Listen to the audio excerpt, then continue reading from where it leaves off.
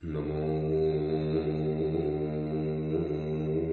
હરિયંતાણમ નમો સિદ્ધાણમ નમો વાયર્યાણમ નમો વજ્રાયાણમ નમો લોહે સૌસાવણમ એસો પંચ નમોકારો સર્વપાવપનાશનો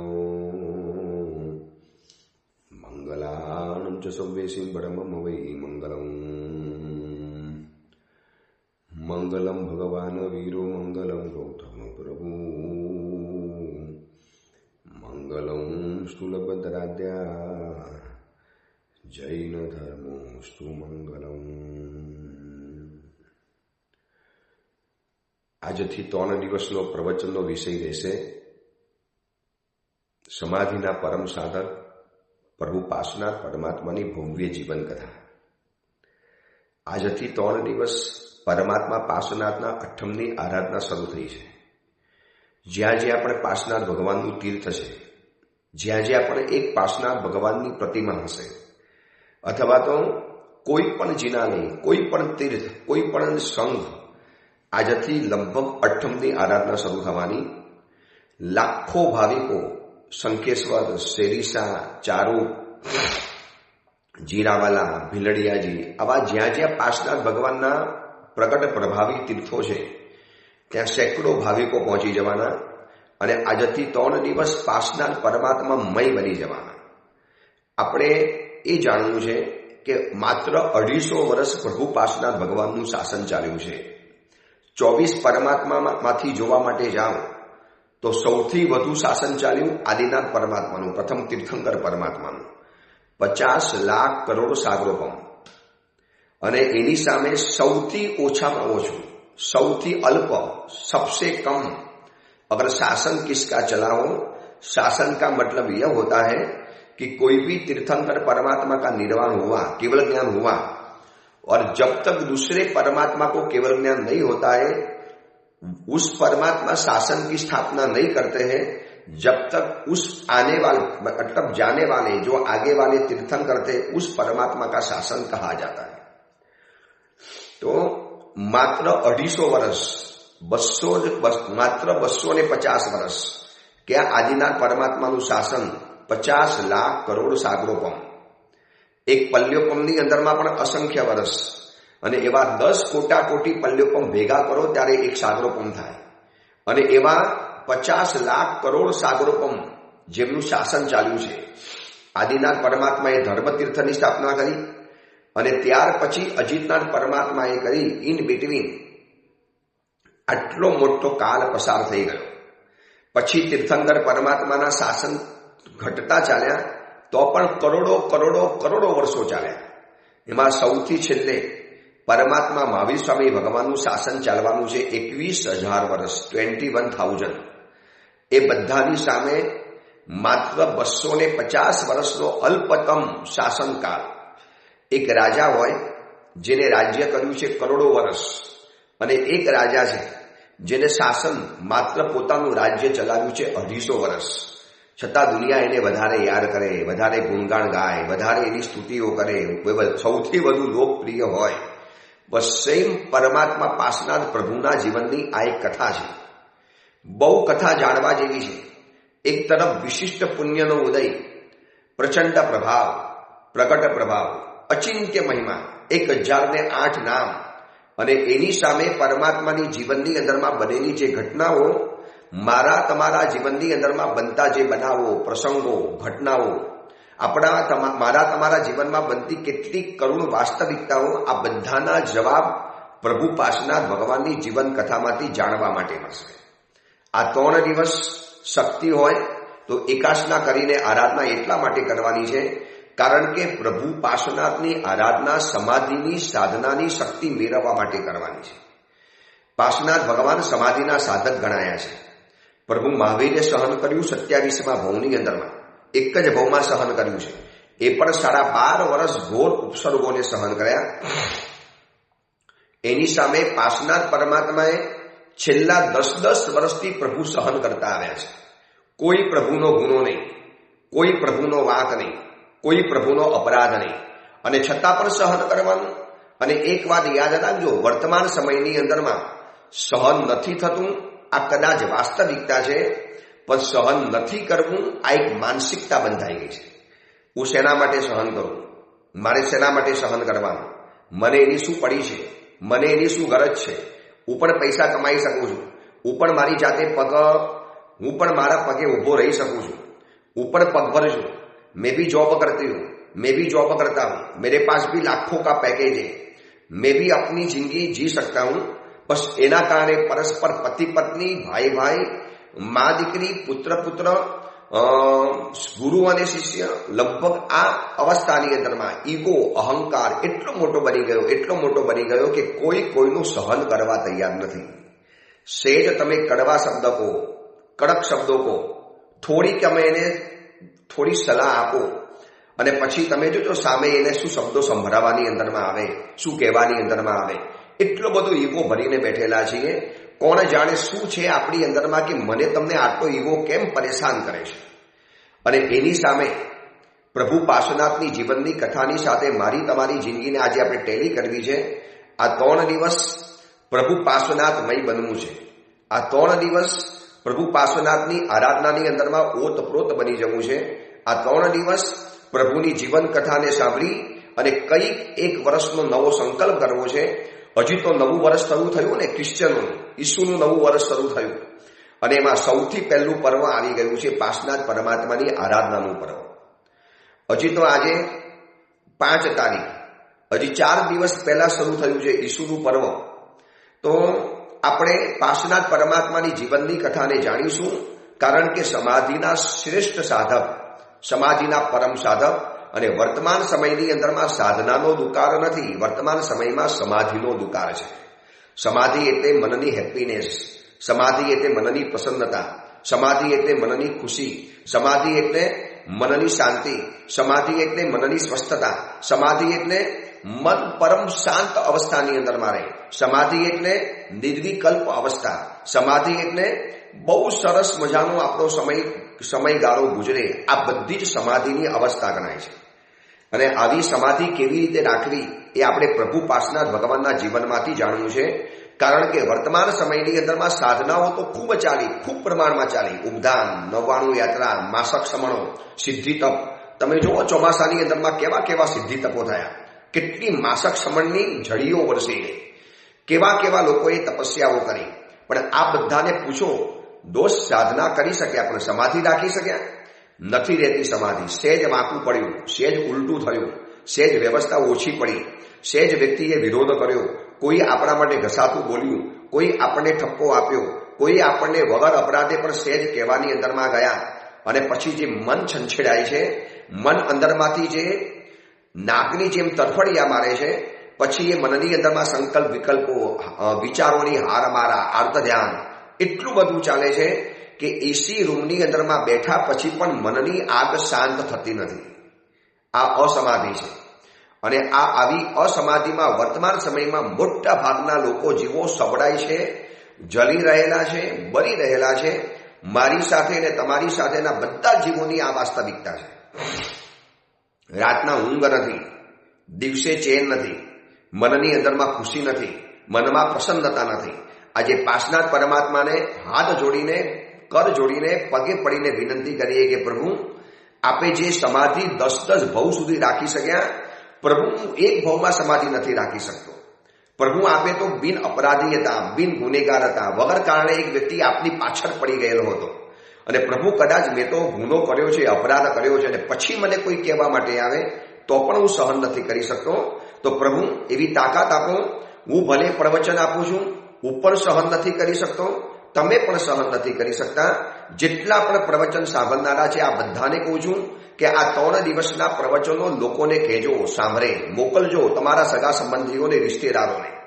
કારણ કે ખૂબ જરૂરી છે. વર્તમાન સમયની અંદરમાં સમાધિની સાધના ખૂબ જરૂરી છે. સાધના તો જીવનમાં ખૂબ થઈ ગઈ, પણ સમાધિની સાધનાની જરૂરિયાત છે. સમાધિની સાધના જો ઘરની અંદરમાં શરૂ થાય, અને એ કરવા માટે પાર્શ્વનાથ પરમાત્માની આરાધના કરવી જ પડશે. તમે વિચારી લો ને, માત્ર 250 વર્ષ જે પ્રભુનું શાસન ચાલ્યું છે, માત્ર 250 વર્ષ, આંગળીના વેઢે ગણાય એટલા. અને એની સામે 21,000 વર્ષ, કરોડો કરોડો સાગરોપમ, 50 લાખ કરોડ સાગરોપમ, અને છતાં પણ આદિનાથ ભગવાનની એટલી બોલબાલા નહીં, એટલો પ્રભાવ નહીં જેટલો પાર્શ્વનાથ ભગવાનનો છે. કમ્પેરિઝન કરવાની અંદરમાં જઈએ તો પ્રભુ સૌના લોકપ્રિય છે, પ્રભુની ઉપર બધાને આસ્થા છે. એટલી બધી પાર્શ્વનાથ ભગવાન ઉપર આસ્થા છે. તકલીફ આવી, વિઘ્નો આવ્યા, મુશ્કેલી આવી, આપત્તિઓ આવી, બસ એટલે આપણે પાર્શ્વનાથ ભગવાનને યાદ કરવાના. જેમ હનુમાન માટે કહેવાય છે ને, સંકટ મોચન નામ તમારો, એમ પાર્શ્વનાથ ભગવાન પણ સંકટ મોચન છે. એમના માટે સ્તોત્રો બન્યા, એમના માટે સ્તુતિઓ બની, એમના માટે હજારો લોકો કંઈ પણ કરવા તૈયાર છે. તો આ પાર્શ્વનાથ ભગવાન આટલા મહાન કેમ બન્યા છે, બસ આપણે એ જાણવું છે. કારણ કે પ્રભુએ સમાધિ રાખી, અને સમાધિ જેને રાખવી છે એને સહન કરવું પડશે. કેવી રીતે સહન કરવાનું, શું કામ સહન કરવાનું? બસ આ બધા જે મનમાં સવાલો ઉભા થાય છે ને, એ પ્રભુ પાર્શ્વનાથ ભગવાનની કથા આપણું સમાધાન કરી આપશે. કે દોસ્ત, એક ભવની અંદરમાં બહુ સહન કર્યું આપણે. કૂતરા હતા, બિલાડી હતા, ગધેડા હતા, અને માર સહન કર્યા, અપમાન સહન કર્યું, લાભ સહન કરી, લાકડીઓના માર સહન કર્યા, લોકોએ હૈડ હૈડ કર્યું, લોકોએ આપણે ઉતારી પડ્યા, ત્યાં આપણે બધું સહન કર્યું છે. અને અહીંયા કોઈએ સહેજ અપમાન કર્યું એટલે સીધો અંદરમાંથી ઈગો આવી જાય. મારું અપમાન કર્યું, હું પણ જોઈ લઈશ, મને તમારી કોઈ જરૂરિયાત નથી. એ બધું અહીંયા બોલવું સહેલું છે, પણ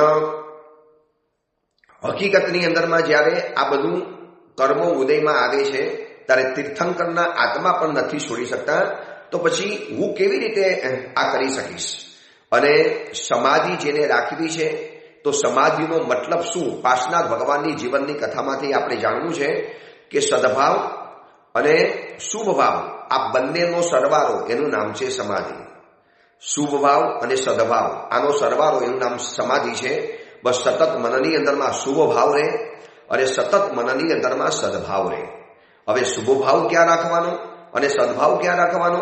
પરિસ્થિતિ વિષમ આવી, અવસર વિષમ આવ્યો, સંયોગો વિષમ આવ્યા, વિચિત્ર દશા આવી, વિચિત્ર અવસર આવ્યો, વિચિત્ર સમય આવ્યો, મુશ્કેલીની ઘડી આવી, કટોકટીની પલ આવી, આ સમયની અંદરમાં શુભ ભાવ રાખવાનો છે. કાંઈ વાંધો નહીં, મારું બધું શરીરમાં રોગ આવી ગયો, ધંધામાં તકલીફ આવી ગઈ, પછી બધી જ ગોઠવેલી બાજી ઉલટી પડી ગઈ, એવા સમયની અંદરમાં મારે શુભ ભાવ રાખવો છે. અને એની સામે વ્યક્તિ વિષમ આવી ગઈ. જોજો, પરિસ્થિતિ વિચિત્ર આવે ત્યાં શુભ ભાવ છે, પણ વ્યક્તિ જીવનમાં વિષમ આવી ગઈ. એક વ્યક્તિ એટલા વિચિત્ર નેચરવાળી આવી કે આપણને એમ થાય કે આ વ્યક્તિ આવું કેમ કરતી હશે. તમે એને સમજાવી પણ ન શકો, તમે જોઈ પણ ન શકો, તમે એને કહી પણ ન શકો, અને સતત તમારી આંખની સામે એ વ્યક્તિ રહેતી હોય, અને છતાં પણ સદભાવ રાખવાનો. બસ આ સમાધિ છે. પરિસ્થિતિ વિષમ આવે ત્યારે શુભ ભાવ, અને વ્યક્તિ વિષમ આવે ત્યારે સદભાવ. બસ આ બંનેનો સરવાળો, એનું નામ છે સમાધિ. હવે આવી સમાધિ કેવી રીતે રાખવી એ પ્રભુ પાર્શ્વનાથ ભગવાનની જીવનની કથા આપણને બતાવશે. એમાંથી જાણવું છે. શરૂઆત કરીશું 3 દિવસ આ પ્રભુ પાર્શ્વનાથ ભગવાનની ભવ્ય જીવન કથાને સાથે મારી અને તમારી જિંદગીને આપણે ટેલી કરવી છે. આપણે ક્યાં તૂટ્યા, આપણે ક્યાં તકલીફની અંદરમાં આવ્યા, આપણે ક્યાં મુશ્કેલી આવી ગઈ, શું આપણે જીવનની અંદરમાં એવું કરી બતાવ્યું. અને એક વાત યાદ રાખજો, પ્રભુ પાર્શ્વનાથ ભગવાનની આખી જીવન કથા 10 ભવની કથા મને તમને એક સંદેશો વારંવાર આપશે, જે આપણે વારંવાર જાણવો છે, વારંવાર યાદ કરવો છે. 3 દિવસ આ શબ્દોને મંત્રોની જેમ ગોખવો છે. પ્રભુ પાર્શ્વનાથ પ્રભુની જીવન કથા, 10 ભવની આ કથા, પ્રગટ પ્રભાવી પ્રભુ પાર્શ્વનાથ પ્રભુની આ જીવનની મંગલ કથા મને તમને એક સંદેશો આપે છે. જીવનનો એક પણ પ્રશ્ન એટલો મોટો ન કરવો કે પ્રસન્નતા નાની થઈ જાય. ફરી વખત, જીવનમાં સવાલો આવવાના, બહુ બધા પ્રશ્નો આવી જવાના, બહુ બધા ક્વેશ્ચન માર્ક આપણી સામે ઊભા થઈ જવાના, પણ જીવનના એક પણ પ્રશ્નને એટલો મોટો નહીં બનાવી દેવો, એને એટલું બધું વજૂદ નહીં આપી દેવું, એને એટલું બધું વજન નહીં આપી દેવું, એને એટલું બધું મહત્વ નહીં આપી દેવું કે જેનાથી પ્રસન્નતા ગૌણ થઈ જાય, નાની થઈ જાય. પ્રસન્નતા મોટી છે, સામે જે પણ પ્રશ્ન આવ્યો એ મારા માટે ગૌણ છે.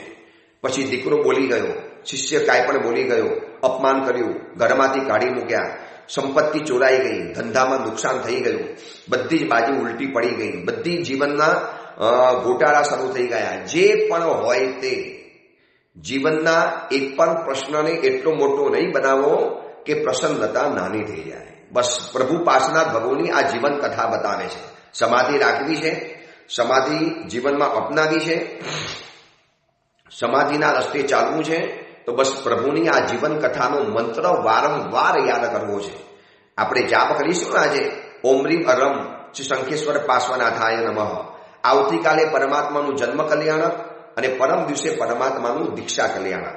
આજે જાપ કરવાનો છે ઓમ રીમ અરહમ શ્રી પાર્શ્વનાથાય અર્હતે નમઃ. પાર્શ્વનાથ ભગવાનનું ભલે ચેવન કલ્યાણક નથી, પણ પ્રભુને આપણે આ યાદ કરવા છે. અને જેટલી પણ વખત જાપ કરો એની સાથે સાથે આપણે એક શબ્દનો જાપ કરતા રહેજો. જીવનનો એક પણ પ્રશ્ન એટલો મોટો નથી બનાવો કે પ્રસન્નતા નાની થઈ જાય. બસ પ્રસન્નતા મોટી રાખવી છે.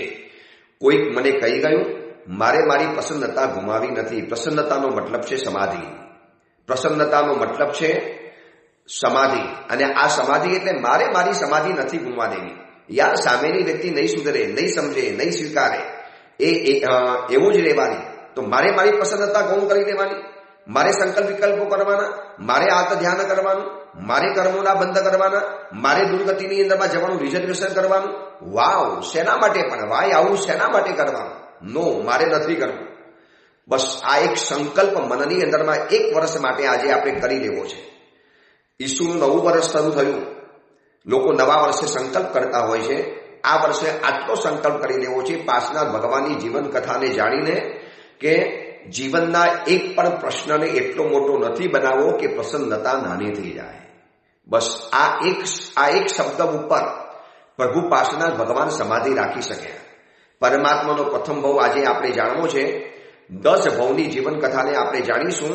એમાં પરમાત્માનો સૌ પ્રથમ ભાવ જંબુદ્વીપના દક્ષિણ ભારતની અંદરમાં પોતનપુર નામનું નગર હતું. ત્યાં અરવિંદ નામનો રાજા રાજ્ય કરતા હતા. એની ધારણી નામની દેવી રહેલી હતી. અને એ રાજાના એક પુરોહિત હતા. એનું નામ હતું વિશ્વભૂતિ, જેમની પત્નીનું નામ હતું અનુદ્ધરા. અને આ અનુદ્ધરા અને વિશ્વભૂતિને 2 પુત્રો હતા. એક હતો કમઠ અને બીજા નંબરના હતા મરુભૂતિ, જે પાર્શ્વનાથ ભગવાનનો આત્મા છે. મરુભૂતિ પ્રભુ પાર્શ્વનાથ ભગવાનનો આ ઉત્તમ જીવ છે, સર્વોત્તમ જીવ છે, જેમનું 250 વર્ષ શાસન ચાલ્યું હોવા છતાં પણ સમગ્ર વિશ્વની અંદરમાં જે પ્રભુની ખ્યાતિ ફેલાઈ ગઈ, જે પ્રભુનો પ્રભાવ ફેલાઈ ગયો, એ આ મરુભૂતિનો આત્મા. કમઠ અને મરુભૂતિ યુવાન થયા. વિશ્વભૂતિ પિતાજીએ લગ્ન કરાવી આપ્યા. કમઠની પત્નીનું નામ હતું અરુણા અને મરુભૂતિની પત્નીનું નામ હતું વસુંધરા. અને સરસ મજાનો પરિવાર ચાલતો હતો. મોટા ભાઈ કમઠ અને નાના ભાઈ મરુભૂતિ, જે આપણા કથાના મુખ્ય પાત્ર છે. પાર્શ્વનાથ પરમાત્માનો આ આત્મા છે, પ્રથમ ભાવ, પહેલો ભાવ. અને પિતાજીની પણ ઉંમર થતી ચાલી. પિતાજી રાજ પુરોહિત હતા. રાજ સન્માન હતું. અરવિંદ રાજાની સાથે ઘર જેવો સંબંધ રહેલો હતો. એકદમ પરિવાર જેવો સંબંધ હતો. નિકટનો સંબંધ રહેલો હતો. અને એક દિવસ આવ્યો કે વિશ્વભૂતિ પુરોહિત અને અનુદ્ધરા માતા બંને જણા ગુજરી ગયા. હવે ઘરનો આખું કામકાજ કમઠ અને મરુભૂતિના હાથની અંદરમાં આવી ગયું. કમઠ મોટા ભાઈ છે, મરુભૂતિ નાના ભાઈ છે. અને તીર્થંકરનો આત્મા છે, ઔચિત્ય બરોબર જાળવે છે. મોટા ભાઈનું ઔચિત્ય, વડીલ બંધુનું માન સન્માન આદર ઔચિત્ય સંપૂર્ણ જાળવીને આગળ વધે છે. એમાં કમઠનો આત્મા અત્યંત વિચિત્ર. એક વ્યક્તિ જીવનમાં વિચિત્ર ભટકાય છે અને જીવનમાં કેવી આગ લાગે છે એ આપણને પ્રભુના જીવનમાંથી જોવા માટે મળશે. અને હું તમારી વાત સાથે સંમત છું ગુરુદેવ, અમે બહુ સીધા છીએ. અને હકીકતમાં એક વ્યક્તિ બહુ સીધી હોય, સરળ હોય, સમજદાર હોય, વિવેકી હોય, નમ્ર હોય, સમજુ હોય, અને હકીકતની અંદરમાં બહુ સુંદર એનો સ્વભાવ હોય, પણ સામે એક વ્યક્તિ એવી વિચિત્ર ભટકાય કે જેનો કોઈ હિસાબ જ નહીં. હવે સજ્જન વ્યક્તિએ શું કરવાનું? બસ આ સવાલ આવે છે ગુરુદેવ. પણ કેટલી સુધી સહન કરવાનું? ક્યાં સુધી સહન કરવાનું? એ વ્યક્તિ સમજવા તૈયાર નથી. આડો ચાલે છે. દરેક બાબતની અંદરમાં ઉલટું કરવા તૈયાર છે. દરેક બાબતમાં લોજિક, દલીલ, દાખલા, વાદ વિવાદ, વિતંડાવાદ, બોલ કરવાનું, પોતાનો પક્ષ ટાળવાનું, પોતાને સાચા સાબિત કરવાના. તો સાહેબ ક્યાં સુધી આ બધી મનની પ્રસન્નતા રહે? બસ પ્રભુ કહે છે કે મારો તમને એક જ જવાબ છે. જીવનનો એક પણ પ્રશ્ન મોટો નહીં કરવો. એટલો મોટો નહીં કરવો કે એની સામે પ્રસન્નતા નાની થઈ જાય, ગૌણ થઈ જાય. બસ તમે કહી દો કે મારે પ્રસન્નતા મોટી રાખવી છે, હવે એની સાથે જીવવાનું જ છે, એની સાથે જ રહેવાનું છે, તો બસ મારે મારી પ્રસન્નતા, મારી સમાધિ અકબંધ રહે, અખંડ રહે, બસ મારે એવી રીતે જીવવું છે. આટલું નક્કી કરો એટલે રસ્તો આપોઆપ મળી જવાનો. પાસનાર પ્રભુના જીવનમાં આ જ બન્યું. કમઠ મહાવિચિત્ર માણસ, મહાદુર્જન માણસ, સુંદર માતા પિતા, સંસ્કારી માતા પિતા, વિશ્વભૂતિ જેવા પુરોહિતના ઘરની અંદરમાં જન્મેલો છે, છતાં પણ એટલો બધો દુષ્ટ આત્મા હતો. અને આ બાજુ મરુભૂતિ તીર્થંકરનો આત્મા છે, સરળ સ્વભાવથી, સુંદર, પરગજુ, પરોપકારી, અને મોટા ભાઈનો સતત ને સતત વિનય કરતા જાય છે. પુણ્યશાળી વધારે મરુભૂતિ છે, બિઝનેસમાં આગળ છે, ધંધો વધારે ચલાવે છે, સમગ્ર નગરની અંદરમાં માન સન્માન છે. રાજા પણ નાનો ભાઈ હોવા છતાં મરુભૂતિને સૌથી વધુ ચાહે છે. અરવિંદ રાજા મરુભૂતિને વધારે પસંદ કરે છે. એમાં મરુભૂતિ તો સ્વભાવના સરળ છે, અને કમઠે પોતાના ઘરમાં, તમે જોઈ લેજો આવી ઘટના બન્યા પછી પણ કઈ વ્યક્તિની મનમાં સમાધિ રહે. બસ આવી જ ઘટના પરિવારોમાં બનતી હોય છે. એક નાનો ભાઈ હોય અને મોટો ભાઈ હોય.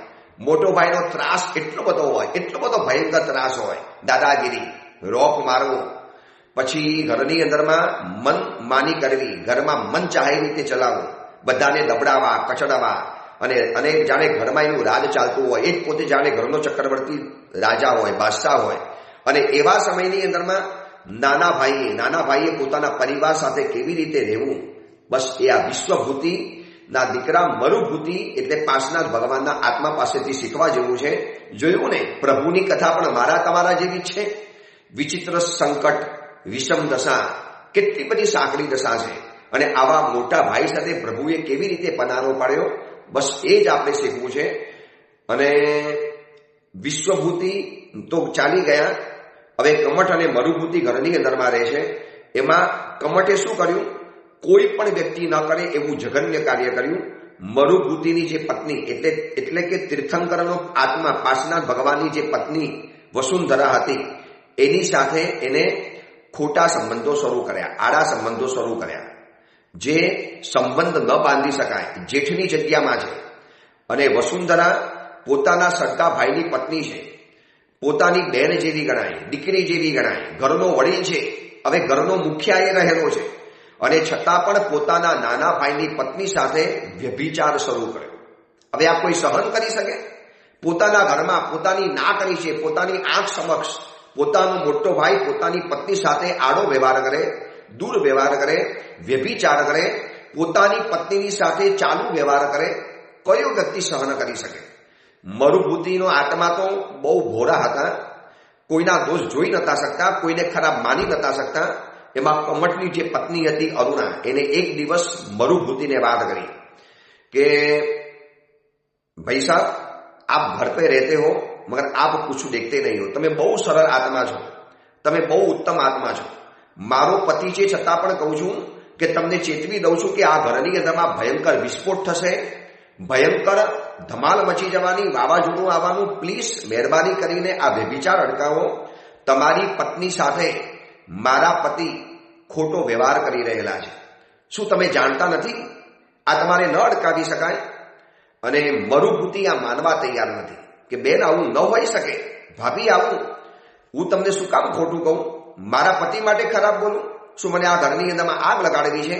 પણ હું તમને ચેતવી દઉં છું કે કોઈ પણ રસ્તો કાઢો અને આ ઘરમાં વ્યભિચાર અટકાવો. આવતીકાલે સંતાનોને શું ખબર પડશે, શું સંસ્કારો પડશે?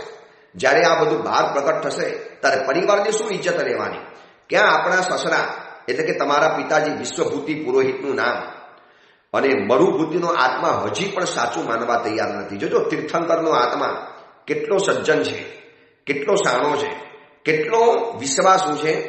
એમને એક દિવસ કાપડિયાનો વેશ કર્યો, કાર્પટિકનો વેશ કર્યો, અને રાતના સમયની અંદરમાં ઘરની બહાર ઓટલા ઉપર સૂઈ જઈ અને આખું દ્રશ્ય જોયું.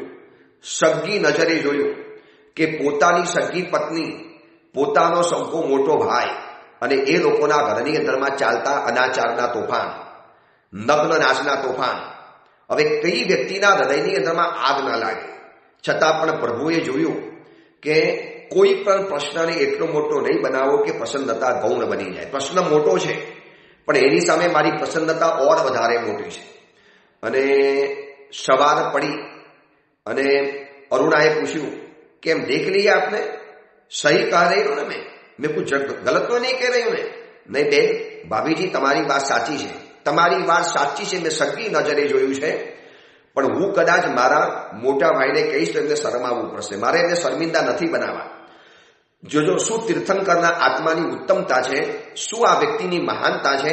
બીજી કોઈ પણ વ્યક્તિ હોય ને તો ઘરની અંદરમાં તળ અને ફળ કરી નાખ્યા હોય, પત્નીને મારી ઝૂરીને રવાના કરી નાખી હોય, મોટા ભાઈને ઘરમાંથી બહાર કાઢી મૂક્યા હોય, અથવા તો પોતે અલગ પડી ગયા હોય. નગરમાં પ્રેસ્ટીજ વધારે મરુભૂતિની છે. રાજાની સાથે ડાયરેક્ટ સંબંધ મરુભૂતિને છે.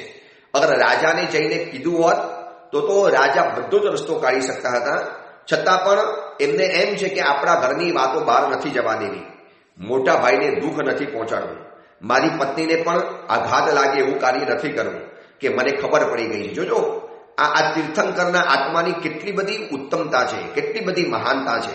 આને કહેવાય છે શુભભાવ. પરિસ્થિતિ વિષમ આવી છતાં પણ શુભભાવ ટકાવી રાખવો, અને વ્યક્તિ વિષમ આવે છતાં પણ સદભાવ ટકાવી રાખવો. પોતાને બધી જ ખબર છે છતાં પણ જાણે કે ખબર નથી એવી રીતે દિવસ પસાર કરે છે. અને એક દિવસ અરુણાએ કીધું કે હવે તો હદ થાય છે, તમે કંઈક કરો અથવા તો મારે કંઈક કરવું પડશે. અને મોટા ભાઈને કેવી રીતે કહેવાય, કેમ એમને શરમમાં નાખવાના, કેવી રીતે કહી શકાય? એટલે એમને જઈને રાજાને વાત કરી. દેખો રાજન, પરિવારના આપ સદસ્ય જેવા છો, આપ મને પુત્રવત માનો છો. એ જમાનામાં રાજાને ડાયરેક્ટ મળવું એટલે આજે નરેન્દ્ર મોદીને તો કોઈ સીધા મળી શકે જઈને ડાયરેક્ટ?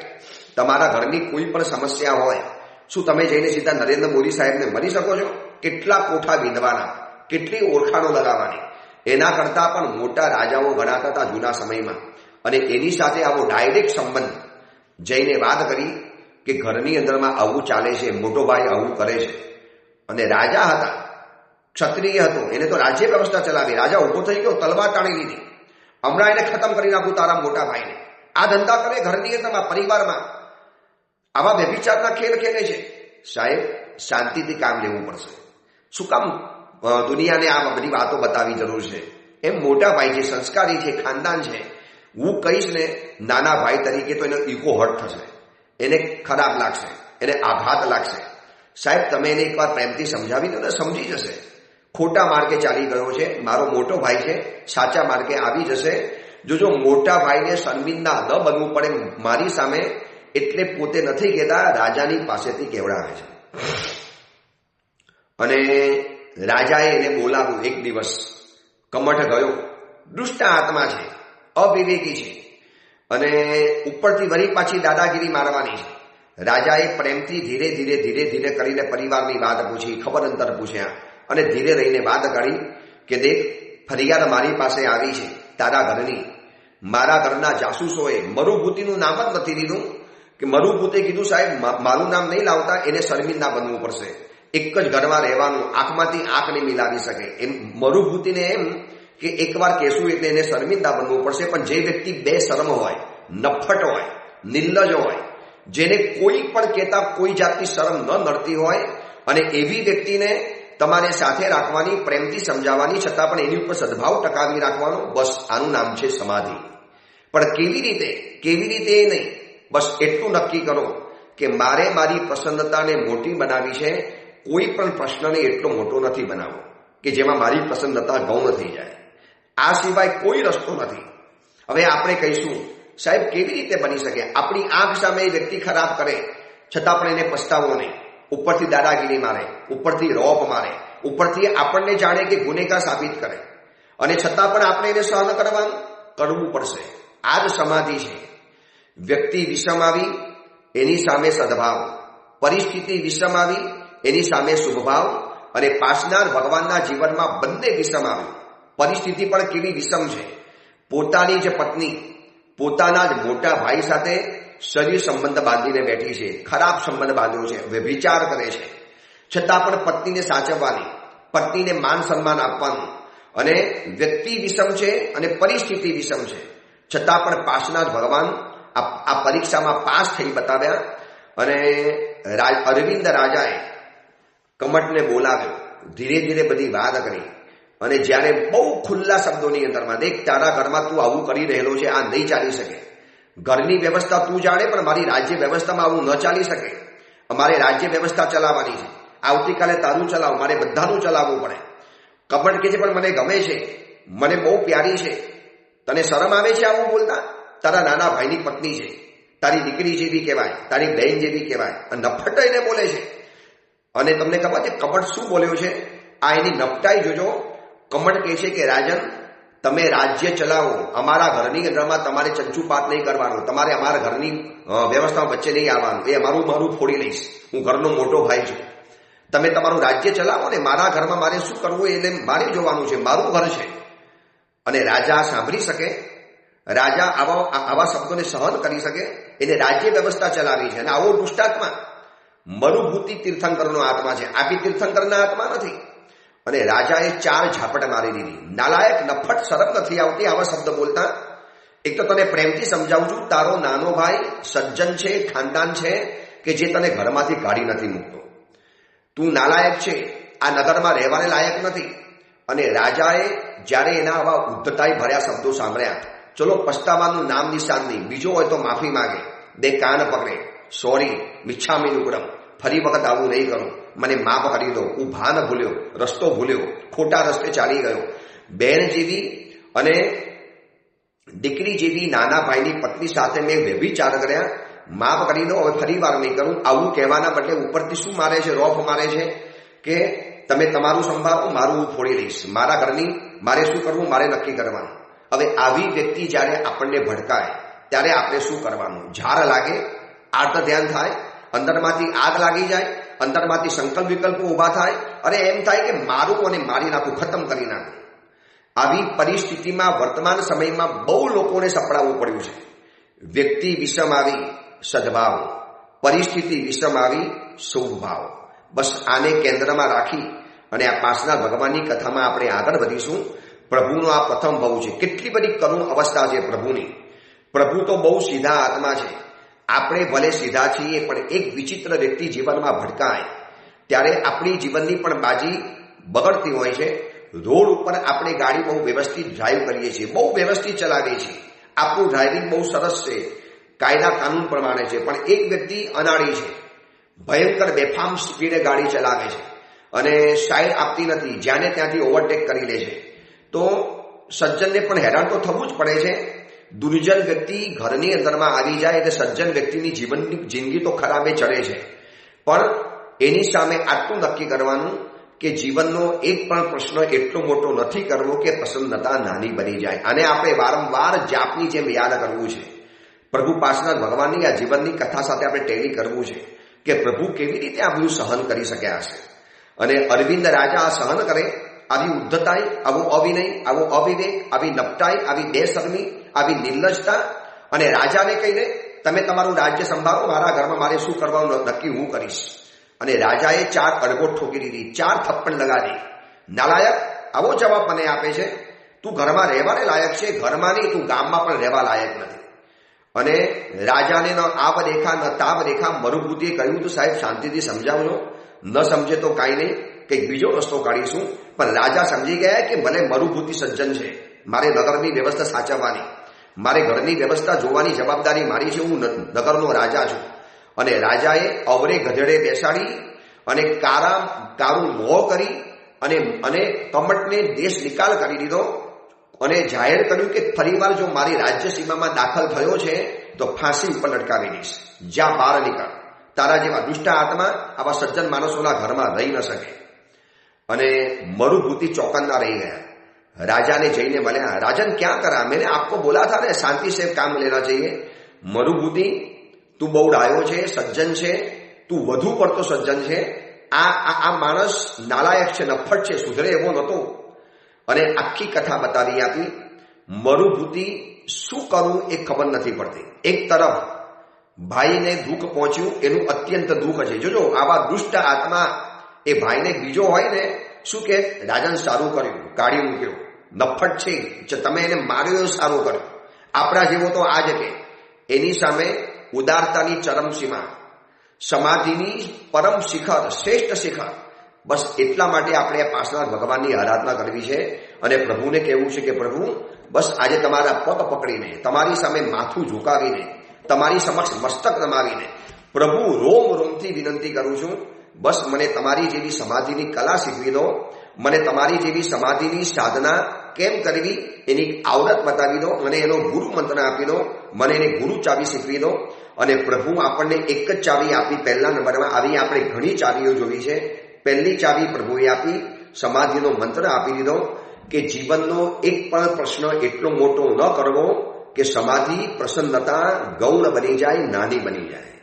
સવાલ આવશે, આવા બધી ઘણી સમસ્યાઓ પરિવારમાં આવશે. મરુભૂતિના જીવનની અંદરમાં આવી, કમટને તો કાઢી મૂક્યો, કમટ તો પહોંચી ગયો, દૂર દૂર દેશાવરની અંદરમાં જઈ અને કોઈ સંન્યાસીના આશ્રમની અંદરમાં જઈને સંન્યાસી બની ગયો. કપડાં બદલ્યા, વિચારો થોડા બદલ્યા છે, ધુઆ ફુવા છે, હજી પાપનો પસ્તાવો નથી, હજી મનની અંદરમાં ગિલ્ટીનો ભાવ નથી, પોતે અપરાધ કર્યો છે આવું માનવા તૈયાર નથી, અને હજી પણ મનમાં ક્રોધ છે કે ક્યારેક ચાન્સ મળે તો રાજા અને મરુભૂતિને ખતમ કરી નાખો. બસ હવે આગળની રોમાંચક કથા છે, શું બને છે અને પ્રભુના જીવનની અંદરમાં હજી તો આનાથી વધુ વિષમ પરિસ્થિતિ આવવાની છે. આનાથી વધુ વિષમ પરિસ્થિતિ કેવી પરમાત્માના જીવનની દશા છે. સજ્જન શિરોમણી એવા પરમાત્માને પણ વગર લેવા દેવાએ સહન કરવાનું આવ્યું, છતાં પણ પરિસ્થિતિ વિષમ આવી, એમાં પ્રભુએ શુભભાવ રાખ્યો, અને વ્યક્તિ વિષમ આવી, એમાં પ્રભુએ સદભાવ રાખી બતાવ્યો. આપણે કેમ રાખવો, શું રાખવો અને પ્રભુએ હકીકતમાં રાખી બતાવ્યો એની વાત આપણે આવતીકાલે કરીશું. આવતીકાલે પરમાત્માનું જન્મ કલ્યાણ, ભેલપુરી તીર્થ, બનારસ, કાશી, ત્યાં પ્રભુનો જન્મ થયેલો હતો. અને પ્રગટ પ્રભાવી પ્રભુ પાર્શ્વનાથ ભગવાનની અઠમની આરાધના. કદાચ આ ગઈકાલે પણ મેં તમને પ્રવચનમાં કીધેલું, હજી આજે પણ પચકાણ ન કર્યું હોય અને આ પ્રવચન વહેલી સવારે સાંભળતા હો તો આજના દિવસે સાકરના પાણીનું એકાસનું કરવાનું. ઓમ રીમ અરહમ શ્રી પાર્શ્વનાથાય ચ્યવન કલ્યાણકનો જાપ કરવાનો. અને આવતીકાલે પરમાત્માનો જન્મ કલ્યાણક આવશે અને પછી પ્રભુનું દીક્ષા કલ્યાણક આવશે. કરોડો અને લાખો લોકો જ્યારે પ્રભુની અઠમ તપની આરાધના કરતા હશે તો આપણે કેમ ન કરીએ? શક્તિ પહોંચે તો આપણે કાંઈ પણ આરાધના કરવી છે. અને આ સમાધિની સાધનાની કથા ઘર ઘરમાં લોકોને મોકલાવો, કારણ કે ઘર ઘરમાં વિષમ પરિસ્થિતિ છે. ઘર ઘરની અંદરમાં કોઈક વિચિત્ર વ્યક્તિ છે અને એક વ્યક્તિના કારણે આખો પરિવાર હેરાન છે. આવી કથાઓ મેં સાંભળી છે, લોકો મારા પરિચયમાં આવે છે, લોકોએ ઘરની કથાઓ બતાવી છે. એમ થાય કે આ વ્યક્તિ સાથે કેવી રીતે રહી શકાય, છતાં પણ પ્રભુ રહ્યા. બસ આપણે એવી રીતે જીવવું છે, સમાધિની સાધના કરવી છે. અને એના માટેની આ કથા, એના માટેનો આ દિવસો છે. આ પ્રભુનો બને એટલો વધુમાં વધુ જાપ કરીશું. ભલે તપસ્યા ન કરી હોય તો પણ આજે ઓમ રીમ અરહમ શ્રી શંખેશ્વર પાર્શ્વનાથાય નમઃ, ઓમ રીમ અરહમ શ્રી ધર્ણેન્દ્ર પદ્માવતી પરિપૂજિતાય શ્રી શંખેશ્વર પાર્શ્વનાથાય નમઃ. આવા જાપ કરતા રહેજો, આરાધના કરતા રહેજો. અને આ કથામાં આપણે આવતીકાલે આગળ વધીશું. એ જ મંગલ કામના, મંગલ ભાવના. જેના વિરુદ્ધ કાંઈ પણ બોલાયું હોય તો મિચ્છામી દુક્કડમ.